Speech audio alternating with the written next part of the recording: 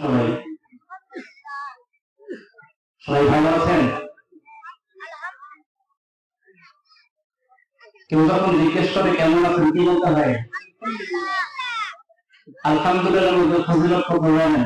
সঙ্গের একটা হাদিস রাসূলুল্লাহ সাল্লাল্লাহু আলাইহি ওয়াসাল্লাম বলেছেন, যখন কোনো মানুষকে বলা হয় তুমি কেমন আছো, হাজার কষ্টে থাকার পরেও, দুঃখের সাগরে ডুবে থাকার পরেও যখন কোনো মানুষ আল্লাহকে খুশি করার জন্য শুকরিয়া আদায় করে আলহামদুলিল্লাহ, রাসূল সাল্লাল্লাহু আলাইহি ওয়াসাল্লাম বলেন আল্লাহ রাব্বুল আলামিন খুশি হয়ে ওই ব্যক্তির জন্য জান্নাতের 8টা দরজা খুলে দেন। সুবহানাল্লাহ। এবং রাসূল সাল্লাল্লাহু আলাইহি ওয়াসাল্লাম বলেন আল্লাহ রাব্বুল আলামিন শুধুমাত্র জান্নাতের 8টা দরজা খুলে দিয়ে ক্ষান্ত হন না, আল্লাহ তাআলা ওই ব্যক্তিকে বলেন তোমার যেই দরজা দিয়ে ইচ্ছে তুমি সেই দরজা দিয়ে জান্নাতে প্রবেশ করো। সুবহানাল্লাহ। তাহলে আলহামদুলিল্লাহ মধ্যে ফজিলত আছে না নাই? অবশ্যই আছে। তাই যখন আমাদের কেউ বলতে কেমন আছেন বলবো আমরা আলহামদুলিল্লাহ। আলহামদুলিল্লাহ إن الحمد لله نحمده ونستعينه ونستغفره ونؤمن به ونتوكل عليه ونعوذ بالله من شرور أنفسنا ومن سيئات أعمالنا من يهده الله فلا مضل له ومن يضلله فلا هادي له ونشهد أن لا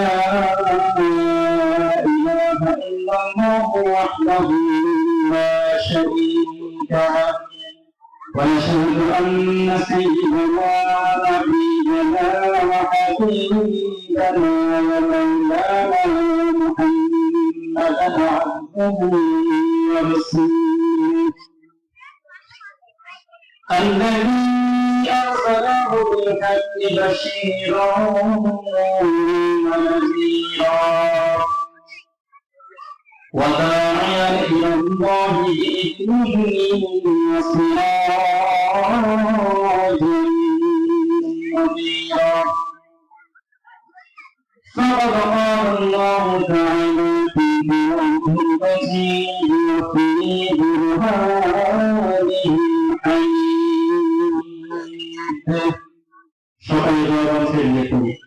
أعوذ بالله من الشيطان الرجيم بسم الله الرحمن الرحيم يا أيها المدثر قم فأنذر وربك فكبر وثيابك فطهر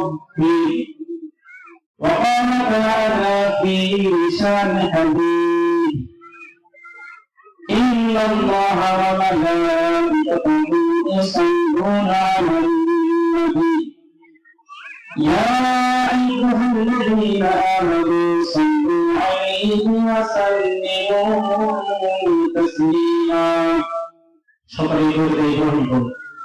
اللهم صل على محمد وعلى آل محمد كما صليت على إبراهيم وعلى آل إبراهيم إنك حميد مجيد اللهم بارك على محمد وعلى آل محمد كما باركت على إبراهيم وعلى آل إبراهيم إنك حميد مجيد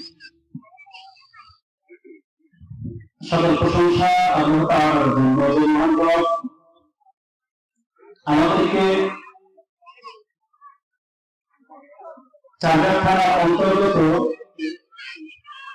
পান্নাপাড়া গ্রামের মসজিদ উপলক্ষে কোরআনের তাফসীরে যে আল্লাহ তাআলা আমাদেরকে বিভিন্ন গ্রাম থেকে, বিভিন্ন মহল্লা থেকে, হাজার কাজের ব্যস্ততা থেকে দূরে রেখে আসার বসার এবং কোরআন সুন্নাহ থেকে কিছু কথা বলার এবং সেই কথা শুনে বাড়ি পর্যন্ত নিয়ে যাওয়ার তৌফিক দান করছেন এবং করবেন, সে আল্লাহর প্রতি অন্তর থেকে শুকরিয়া আদায় করি। সকলে জবান ছেড়ে দিয়ে বলি আলহামদুলিল্লাহ। দরুদ বর্ষিত হোক বিশ্ব মানবতার মুক্তির দূত, যার দেখার পথে রয়েছে ইহকালীন শান্তি, পরকালীন মুক্তি। সর্বযুগের সর্বকালের সর্বশ্রেষ্ঠ মহামানব, সর্বশ্রেষ্ঠ নেতা জনাব মুহাম্মদ রাসূলুল্লাহ সাল্লাল্লাহু আলাইহি ওয়াসাল্লাম। সম্মানিত হাজির, কোরআনুল কারীমের একদম শেষের দিকে 29 নম্বর পারার একটি সূরা তেলাওয়াত করেছি, সূরা মুদ্দাথির। কোন কোন বর্ণনায় আসছে আল্লাহ রাব্বুল আলামিন সর্বপ্রথম সূরা মুদ্দাথির নাযিল করেছেন। আবার কোন কোন বর্ণনায় আসছে আল্লাহ রাব্বুল আলামিন সর্বপ্রথম নাযিল করেছেন সূরা আলাকের প্রথম 5টি আয়াত। তো আল্লাহ রাব্বুল আলামিন রাসূলুল্লাহ সাল্লাল্লাহু আলাইহি ওয়াসাল্লামের কাছে যখন সর্বপ্রথম কোরআন নাযিল করেন, আল্লাহ তাআলা পরিবারকে রাসূল সাল্লাল্লাহু আলাইহি ওয়াসাল্লামের পাঠিয়ে দেন। তখন কি যখন রাসূল সাল্লাল্লাহু আলাইহি ওয়াসাল্লাম সর্বপ্রথম বিদায়কে দেখেন, তখন রাসূল কি জিব্রাইলকে চিনতেন? এই ব্যক্তিকে রাসূলুল্লাহ সাল্লাল্লাহু আলাইহি ওয়াসাল্লাম সাল্লাল্লাহু আলাইহি ওয়াসাল্লামের কাছে এসে যখন জিব্রাইল রাসূলকে বুকে চাপ করে বললেন, রাসূল কে পড়া আপনি পড়ুন। রাসূলুল্লাহ সাল্লাল্লাহু আলাইহি ওয়াসাল্লাম বললেন, আমি তো পড়তে জানি না। আবার চাপ দিলেন, আবার বললেন, পড়ুন। রাসূল বললেন, আমি পড়তে জানি না। তারপর আবার বললেন, কে পড়া? আবার চাপ দিয়ে বললেন, পড়ুন। রাসূল বললেন, আমি পড়তে জানি না। তারপর রাসূল সাল্লাল্লাহু আলাইহি ওয়াসাল্লামকে জিবরাইল আলাইহিস সালাম প্রথমবারের মতো চাপ দিয়ে বললেন, কে পড়া? বিসমি রাব্বিকাল লাযী খালাক। রাসূল পরমাত্মা ওই প্রভুর নামে যিনাকে সৃষ্টি করেছিলেন, যিনি সমগ্র বিশ্বকে সৃষ্টি করেছেন। কার নামে করতে হবে? কথা বলতে হবে। কার নামে করতে হবে? আল্লাহর নামে করতে হবে, যিনি আমাদের সৃষ্টি করেছেন। কিন্তু এখন তার নামে করা হচ্ছে। প্রত্যেকটা প্রতিষ্ঠানগুলোতে এখন শিক্ষার্থীকে ব্যাংক কিভাবে বাঁচানো, কথা বলেন ঠিক কিনা? এখন প্রত্যেকটা প্রতিষ্ঠানে শিক্ষা দেওয়া হচ্ছে বাচ্চারা সাইকেল চালাতে হবে। এখন প্রতিষ্ঠানগুলোতে শিক্ষা দেওয়া হচ্ছে বাচ্চারা বিছানা গোছাবে কিভাবে, ব্যাংক কিভাবে রাখায়। এই শিক্ষাকে আল্লাহ তাআলা রাসূলকে দিয়েছেন, কথা বলতে হবে। এই শিক্ষা আল্লাহ তাআলা রাসূলকে দেন নাই। তাই আমাদের প্রত্যেকের দাবি ক্লাস 1 থেকে শুরু করে মাস্টার্স পর্যন্ত 100 মার্কের কোরআন এবং সুন্নাহ ভিত্তিক পড়াশোনা থাকতে হবে। ব্যাংক লাফানোর জন্য মুসলমানের ঘরে আর ধর্ম নেই। সাইকেল চালানো শেখার জন্য মুসলমানি হওয়ার জন্য প্রতিষ্ঠানকে ভর্তি হয় নাই। আমাদেরকে ব্যাংক লাফানো শেখায়। যেখানে 93% মুসলমান, এই 93% মুসলমানের দেশে আজকে শিক্ষা প্রতিষ্ঠানগুলোকে ইসলামের নামে জালিয়াতি করা হচ্ছে, ইসলামকে বিকৃত করা হচ্ছে প্রতিষ্ঠানগুলোকে। আমরা ওদের আহ্বান জানাই, সবিনয়ে অনুরোধ করি, আপনারা এই পথ থেকে ফিরে এসে কোরআন সুন্নাহ মোতাবেক যেভাবে পরিচালনা প্রয়োজন সেইভাবে পরিচালনা করুন। অবশ্যই 96% মুসলমান কখন আপনাদের কাছে থেকে ইনশাআল্লাহ কথা ঠিক না। রব্বুল আলামিন যখন জিবরাইলের মাধ্যমে রাসূলের কাছে ওহী পাঠিয়ে দিলেন, জিবরাইলকে বললেন, জিবরাইল যাও আমার রাসূলের দরবারে যাও, আমার রাসূলের কাছে যাও, রাসূলের কাছে গিয়ে বলো, ইকরা বিসমি রাব্বিকাল লাযী খালাক। হে রাসূল, বলুন আপনার প্রভুর নামে, যিনি প্রভু শুধুমাত্র আপনাকে নয়, শুধুমাত্র আসমানকে নয়, শুধুমাত্র জমিনকে নয়, যে প্রভু সমগ্র বিশ্বকে সৃষ্টি করেছেন, সেই প্রভুর নামে পড়তে থাকুন। এই পড়া কোনো দুনিয়ার মানুষের জন্য হবে না, এই পড়া কোনো ব্যক্তিকে খুশি করার জন্য হবে না, এই পড়া সমগ্র বিশ্বের সৃষ্টিকর্তা যে ব্যক্তি, যিনি সমগ্র বিশ্বকে সৃষ্টি করেছেন, শুধুমাত্র তাকে খুশি করার জন্য পড়া করতে হবে। কথা বলা ঠিক না? এই পড়া করতে হবে কার জন্য? আল্লাহ বলছেন, পড়া আমার নামে, আমি তোমাকে খুশি করছি।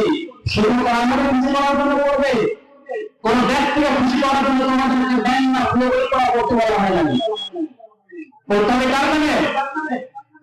আল্লাহর নামে করতে হবে। রব্বুল আলামিন তারপরে বললেন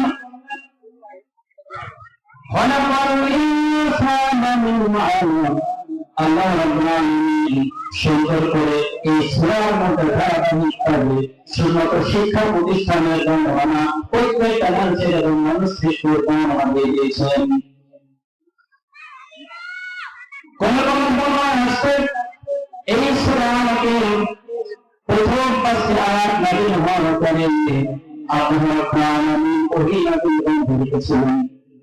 এর পরবর্তীতে রাসূল সাল্লাল্লাহু আলাইহি ওয়াসাল্লাম অনেক সময় অনেক মুশরিকদের কাছ থেকে প্রশ্ন আসে, রাসূল সাল্লাল্লাহু আলাইহি ওয়াসাল্লাম বলেন সময় রমজান আমরা সময় করব, ওই সময় করব, কিন্তু রাসূল সাল্লাল্লাহু আলাইহি ওয়াসাল্লাম তাকে ওহী না করে রাসূল সাল্লাল্লাহু আলাইহি ওয়াসাল্লাম সেই কাফের মুশরিকদের কোনো উত্তর দিতে পারেন না। এই স্বাধীনতা এই তাফসীরটা বিভিন্ন তাফসীরে বিভিন্ন রকম করে আসছে, বিভিন্ন তাফসীরকারগণ বিভিন্ন রকম করে বলেছেন। তাই সব প্রত্যেকটা তাফসীরের বর্ণনা দেওয়া যায় না। যদি প্রত্যেকটা তাফসীরের বর্ণনা দেওয়া যায় আজকে আপনি সেই সব বলেন তো একটা আয়াতের তাফসীর আজকে আপনি শেষ করা সম্ভব না। আল্লাহ তাআলা বলেন আমি তোমাদেরকে যে কোরআন দিয়েছি এই কোরআনের শুধুমাত্র পুরো কোরআন না, পুরো একটি পারা না, পুরো একটি সূরা না, পুরো একটি আয়াত না, শুধুমাত্র বিসমিল্লাহির রহমানির রহিম একটা আয়াতের প্রত্যেকটা অংশ এই বিসমিল্লাহর পুরোটা বাদ দিয়ে শুধুমাত্র বিসমিল্লাহ শব্দের যে বা আছে এই বায়ের তাফসীর তোমরা শুরু করো, এই বায়ের তাফসীর তোমাদের পুরো জীবনটা শেষ হয়ে যাবে, তাহলে এই বায়ের তাফসীর শেষ হবে না। সুবহানাল্লাহ। আল্লাহ তাআলা আরো বলেন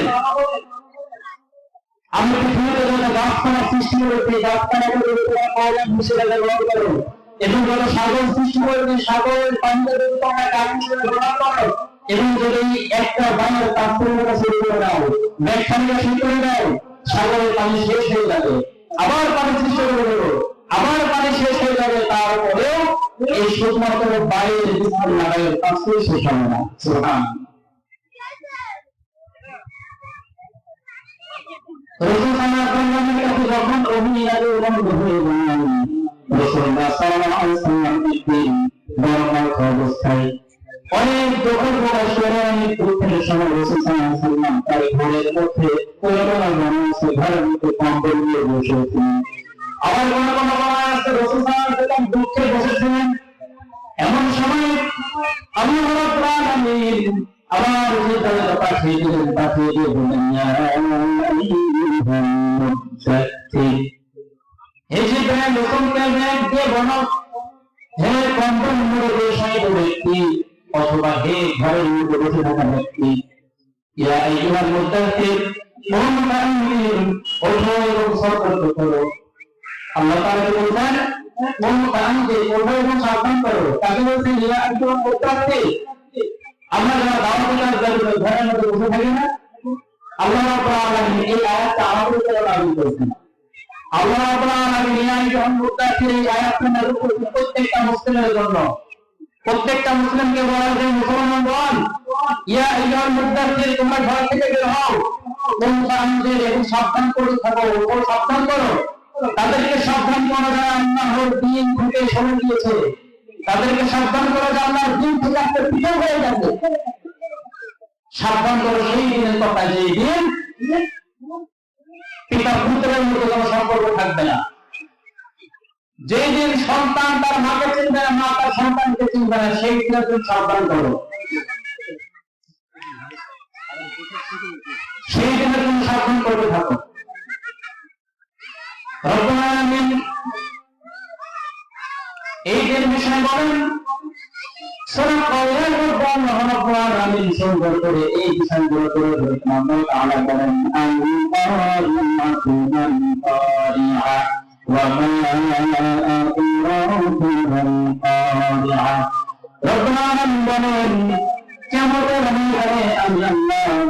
কেন যে জিনিসটাকে সংগঠিত করবে সিঙ্গার ফুটকার দিয়ে কেমন সংগঠিত হবে, এই সিঙ্গার ফুটকারের নাম আল-কারিআ।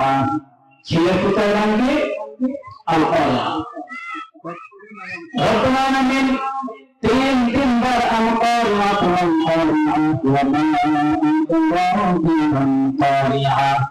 রাশিকে প্রত্যাহার হবে, এই তিন রাশিকে প্রত্যাহার নাম আল-কারিআ।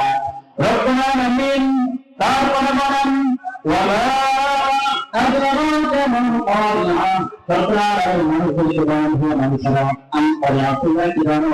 সেদিকে সেই মহাপ্রলয়ের কথা। ওয়ালা আদরাকা মাল কারিআ, মহাপ্রলয় সম্পর্কে তোমার কোনো ধারণা আছে? সেই প্রলয় সম্পর্কে তুমি সাবধান করতে থাকো। যেই প্রলয়ের সময় আল্লাহ তাআলা বলেন ইয়াউমা ইয়াকুলুন নাসু কাল-ফারাশিল মাবথুস, সেদিন মানুষ হবে ক্ষিপ্ত পতঙ্গের মতো। এই যে এই লাইটের উপরে পোড়াগুলো ঘুরে বেড়াতে দেখতে পাচ্ছেন? পোড়াগুলো ঘুরে বেড়াচ্ছে না? সরকারি বুঝিয়ে দিই কেমন ভাবে পোড়াগুলো ছোড়াছুড়ি করতেছে। সেদিন মানুষ যখন সিংহের কুকুরকার হবে না, সেদিন মানুষ লাইটের কাছে যে পোড়াগুলো ছোড়াছুড়ি করতেছে, সেদিন মানুষ ঠিক এরকম ভাবে ছোড়াছুড়ি শুরু করে দেবে। মানুষ সেদিন এরকম ভাবে ছোড়াছুড়ি শুরু করে দেবে। ইয়াউমা ইয়াকুলুন নাসু কাল-ফারাশিল মাবথুস, সেদিন মানুষ বিক্ষিপ্ত পতঙ্গের মতো, বিক্ষিপ্ত পোকার মতো ছোড়াছুড়ি করবে, পোকার মতো এরকম মাছের মতো মশার মতো ছোড়াছুড়ি করে দেবে। আল্লাহ রাব্বুল আলামিন সুন্দর করে সূরা কারিয়ার মধ্যে এই বিষয়গুলো তুলে ধরেছেন। রব্বুল আলামিন বলেন ইয়াউমা ইয়াকুলুন নাসু কাল-ফারাশিল মাবথুস, সেদিন মানুষ বিক্ষিপ্ত পতঙ্গের মতো, সেদিন মানুষ কেউ কাউকে চিনতে পারবে না। ছেলেটার মাকে চিনবে না, মা তার ছেলেকে চিনবে না, স্ত্রী স্বামীকে চিনবে না, স্বামী স্ত্রীকে চিনবে না। মহাপ্রলয় শুরু হবে, বিকট শব্দ যখন হবে, মানুষ মানুষের মতো করা উঠতে থাকবে এমন শব্দ আগে তো কখনো শুনি নাই। পাহাড়গুলা ঘোড়ার মতো কোনার মতো উঠতে থাকবে, আকাশটা ভেঙে চলছিল হয়ে যাবে। আমরা যেমন কাগজ মুড়ে ফেলে, হাতের মধ্যে কাগজ মুড়ে ফেলে ফেলে দিয়ে রাষ্ট্রের মতো, ঠিক সেই দিনকে আল্লাহ রাব্বুল আলামিন আকাশটাকে তার হাতের মধ্যে মুড়িয়ে ফেলে দিলেন। কেমন ভয়াবহ দিন হবে একটু চিন্তা করুন। এত সুন্দর নীল আকাশ, যে আকাশে চাঁদ ওঠে, যে আকাশে দিনের বেলা সূর্য ওঠে, পুরো পৃথিবীকে আলোকিত করে দেয়, যে আকাশে সুন্দর সুন্দর তারকাগুলো দেখা যায়, এই আকাশটা আল্লাহ রাব্বুল আলামিন আল্লাহ কারিআ অবতীর্ণ করে মহাপ্রলয়ের সময় আল্লাহ রাব্বুল আলামিন তার হাতের মুঠার মধ্যে কাগজের টুকরার মতো ভাঁজ করে আল্লাহ তাআলা আকাশটাকে ফেলে দিলেন। একটু চিন্তা করেন বিষয়টা কেমন ভয়ঙ্কর হতে পারে। বড় বড় টাওয়ার আল্লাহ রাব্বুল আলামিন সেগুলোকে ভেঙে ফেললেন, বড় বড় পাহাড় সেদিনকে ঘোড়ার মতো এবং কুমারী উঠতে থাকবে। আচ্ছা, সেদিনকে শুধুমাত্র আমাদের বাংলাদেশে কিয়ামত হবে? কথা বলেন, কিয়ামত আমাদের বাংলাদেশে হবে শুধু? আমেরিকাতে হবে না? সৌদি আরবে হবে না? সেদিন মহাবিশ্বকে আল্লাহ রাব্বুল আলামিন ভেঙে চুরমার করে ফেলবেন। এখন আমাদের প্রশ্ন আসতে পারে, বড় বড় টাওয়ারগুলো কিভাবে ভাঙবে? যেমন দুবাইয়ে বুর্জ খলিফা নামে বিশাল টাওয়ার 818 মিটার উচ্চতা, 818 মিটার, মেঘের উপরেও অনেক দেখা যায়। জেদ্দাতে সৌদি আরবের যারা একটা ভয় করে তারা দেখতে হবে, জেদ্দাতে একটু বিশাল টাওয়ার তৈরি হচ্ছে, এটাতে 1000 মিটার টাওয়ার হচ্ছে। সুবহানাল্লাহ, অর্থাৎ 1 কিলোমিটারের সমান। 1 কিলোমিটার যত বড় একটা টাওয়ারের উচ্চতা তত বড়। সুবহানাল্লাহ, এই টাওয়ারটাকে কিয়ামতের ময়দানে ধ্বংস হবে না?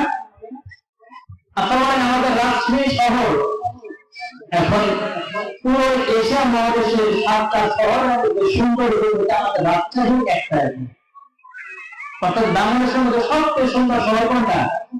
রাজশাহী।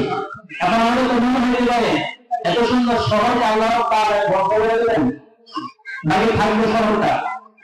কথা বলে থাকবে? এই শহরটাও থাকবে না। তাই আল্লাহ রাব্বুল আলামিন আল্লাহ কারিআ এই মহাপ্রলয়ের পরে আল্লাহ রাব্বুল আলামিন কিছু রাখবেন না।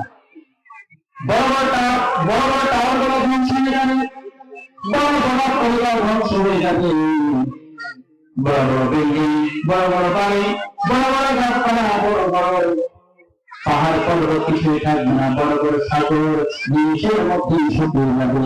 শুধুমাত্র একটা শব্দ, সেই শব্দটার নাম আল-কারিআহ। তারপরে আবার ইসরাফিলকে বলে, ইসরাফিল তার ভিতর ফুটকার দাও। ইসরাফিল যখন ফুটকার দিলেন, এই মহাপ্রলয়ের সঙ্গে যখন ভিতর ফুটকার দেওয়া হবে, তখন মানুষ সকলেই মৃত্যুমুখে পতিত হয়ে যাবে। সকল মানুষ সবকিছু মৃত্যুবরণ করবে। রব্বুল আলামিন আপনাকে বললেন, এখন আপনারা বলতে বলবেন আপনার শুধুমাত্র জিনদের ব্যবস্থা হয়েছে, এখন মানুষ এবং ফেরেশতারা বাকি আছে। রব্বুল আলামিন বললেন, জিবরাইল, আজরাইল, আমার বাণী সব মানুষদেরকে মেরে ফেলো, সব মানুষদেরকে মেরে ফেলা হবে। এরপরে আল্লাহ তাআলা বরকত বরকত ওরা কিনা দিয়েছে। আজরাইল বললেন, ইয়া আল্লাহ, আপনার ফেরেশতাকে বাকি আছে। আল্লাহ তাআলা বললেন, আজরাইল যাও, সকল ফেরেশতাকে মেরে ফেলো। এবার আবার জিজ্ঞেস করা হলো, আজরাইল ওরা বাকি আছে। আজরাইল বললেন, আল্লাহ মোর যার ফেরেশতা আর আপনি আমাদেরকে সকলেই মৃত্যুবরণ করেছেন। রব্বুল আলামিন বললেন, আজরাইল সব ফেরেশতাকে মেরে ফেলো, এমনকি যে ফেরেশতার সিংহার ফুৎকারে আমাদের কিয়ামত সংঘটিত হয়েছে সেই ফেরেশতাকে মেরে ফেলো। আজরাইল গিয়ে বাকি তিনটা ফেরেশতাকে মেরে ফেলবে। তখন আল্লাহ তাআলা বললেন, আজরাইল আর কে বাকি আছে? আজরাইল বললেন, না, আর কেউ বাকি নাই, জিনদেরকে শেষ করে দিয়েছি, মানুষদেরকে শেষ করে দিয়েছি, ফেরেশতাদেরকে শেষ করে দিয়েছি, এবং এখন শুধুমাত্র বাকি আছে আল্লাহ।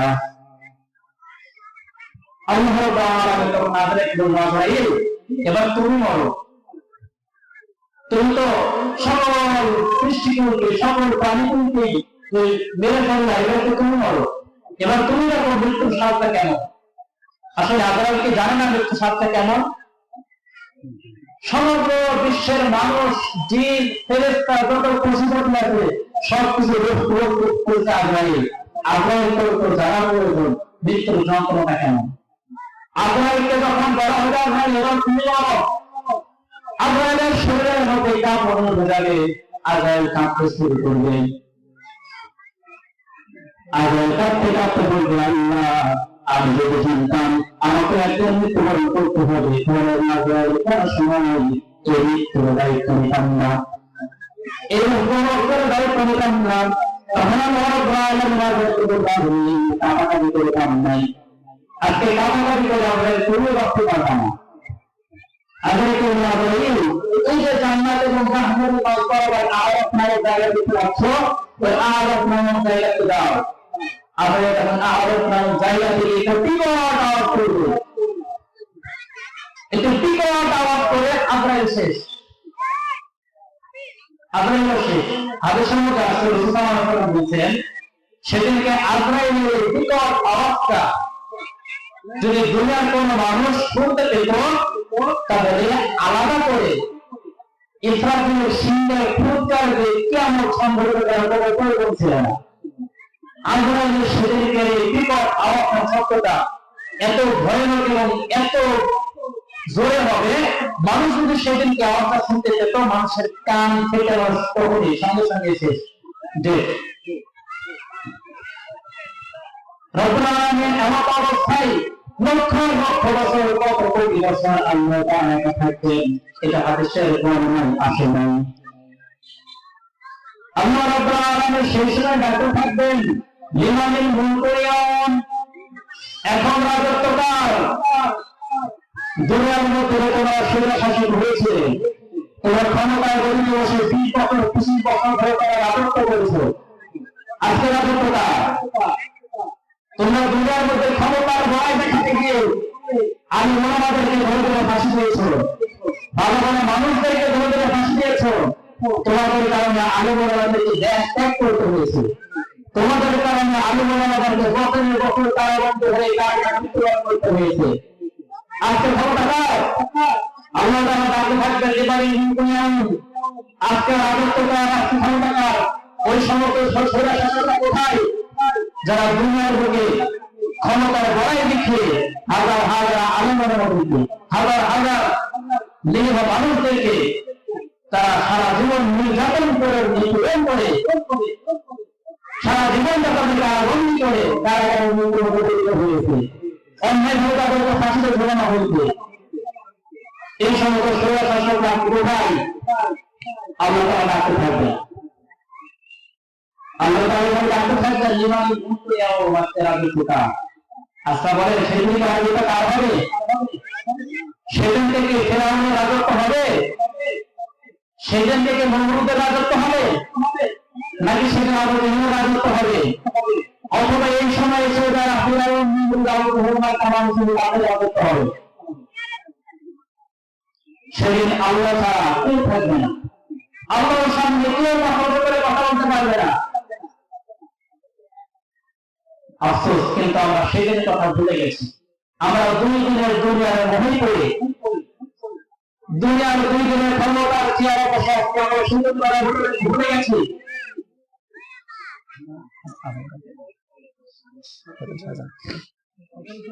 আমরা দেখেন আমাদের এই চেয়ারটা কেমন চেয়ার, আমরা কোনটা সঠিক কোনটা বেশি তারা সবাই জানি, কেউ জানি না, সবাই জানি। আবু জেহেল কিন্তু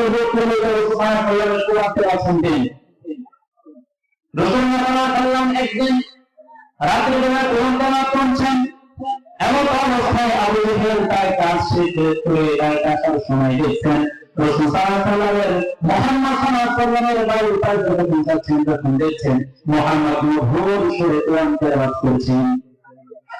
আবু জেহেল মুহাম্মদ সাল্লাল্লাহু আলাইহি ওয়াসাল্লামের ঘরের এক কোণে দাঁড়িয়ে কোরআন তেলাওয়াত শুনতে শুরু করলেন। আবার এই পাশে যে উতবা শাইবা আবু লাহাব তারা আছে, এই খবর আবু জেহেল জানে না, কিন্তু এই পাশে যে আবু জেহেল আছে আবার এই পাশে উতবা শাইবা আবু লাহাব তারা জানে না। কোরআন তেলাওয়াত শুনতে শুনতে যখন সবার হয়ে যায়, উপরে আগার হয়ে যায়, তখন আবু জেহেল বলছে এখন জানি না। তখন যখন আবার উতবা শাইবা বলে কাফের পাতা পাতা নেতা যখন তারা আসবে দেখবে আমি মুহাম্মাদের কোরআন তেলাওয়াত শুনছি, আমি তাদের নেতা, আমি তাদের প্রধানমন্ত্রী, আমি তাদের প্রেসিডেন্ট, আমি প্রেসিডেন্ট হওয়ার পরে যখন তাদের কোরআন তেলাওয়াত শুনছি, মুহাম্মাদের কোরআন তেলাওয়াত শুনছি, তখন তারা বলবে যে মুহাম্মাদের বিরোধিতা আপনি করেন, ইসলামের বিরোধিতা আপনি করেন, যে কোরআনের বিরুদ্ধে আপনি থাকেন সেই কোরআন তেলাওয়াত আপনি এখানে দাঁড়িয়ে শুনছেন কেন? এই কথা ভেবে আবু জেহেল যখন তার বাড়ির কাছে রওনা হলো, আর উতবা শাইবা যখন এই থেকে দরবারের কাছে রওনা হলো, একদম সামনাসামনি তাদের দেখা হয়ে গেল। আবু লাহাব বলছে নেতা আপনি এখানে কি করেন? নেতা বলে আর মিয়া তুমি এখানে কি করো? নেতা বলে কি আর মিয়া তুমি এখানে কি করো? তখন রাসূলুল্লাহ সাল্লাল্লাহু আলাইহি ওয়াসাল্লাম ওই সময় কোরআন তেলাওয়াত করছেন, কোরআন তেলাওয়াত চালিয়ে যাচ্ছেন। আবু জেহেল বলছে এখানে আমরা গাড়ি দিয়ে কথা বলি, চলো আমরা আমাদের পার্লামেন্টে যাই, আমরা আমাদের কাজের জায়গাতে যাই, এখানে গিয়ে গল্প করি। তখন রাসূল সাল্লাল্লাহু আলাইহি ওয়াসাল্লাম যখন কোরআন তেলাওয়াত করছেন, কোরআন তেলাওয়াত চলতে চলতে আবু জেহেল উতবা শাইবা আবু লাহাব পাশের দিকে চলে আসে। আসার পরে আবু জেহেল এসেই বলে মুহাম্মাদের এই কোরআন তেলাওয়াত আগে বন্ধ করতে হবে। মুহাম্মাদের সত্যের উপরে আমরা সবাই জানি, মুহাম্মাদের সঠিকের উপরে আমরা সবাই জানি, কিন্তু আমরা যদি মুহাম্মাদের ধর্মে ঢুকে যাই, আমরা যদি মুহাম্মাদের দিনকে মেনে নিই, তাহলে আমাদের চেয়ারটা থাকবে না, তখন ঠিক কিনা? শুধুমাত্র এই চেয়ারের কারণেই আমরা ভুল পথে আছি, কথা জেনেও আমরা এই চেয়ারের জন্য আমরা ভুল পথে থাকি। তাই সব কিছু আমরা এই চেয়ারের জন্যই করি, চেয়ারের ভিতরে কিছু নেই। তাই আমাদেরকে চিনতে হবে কারণ চেয়ারের জন্য করে আর কারণ দিনের জন্য করে, এইগুলা চিনে আমাদেরকে তাদের অনুসরণ করে অনুকরণ করে আমাদেরকে জান্নাত পর্যন্ত যাইতে হবে। সময় একদম সীমিত, তাই যে আয়াতগুলোকে অর্থ করেছিলাম সে আয়াত সম্পর্কে পুরোপুরি আলোচনা করা সম্ভব নয়। আল্লাহ রাব্বুল যতটুকু বললাম তার থেকে আমাদেরকে পরবর্তীতে সকল মুসলিম উম্মাহকে তৌফিক দান করুন। সকল আমিন। ওয়া আখিরু দাওয়ানা আলহামদুলিল্লাহি রাব্বিল আলামিন। আসসালামু আলাইকুম ওয়া রাহমাতুল্লাহ। সকলের মাধ্যমে দোয়া করবেন।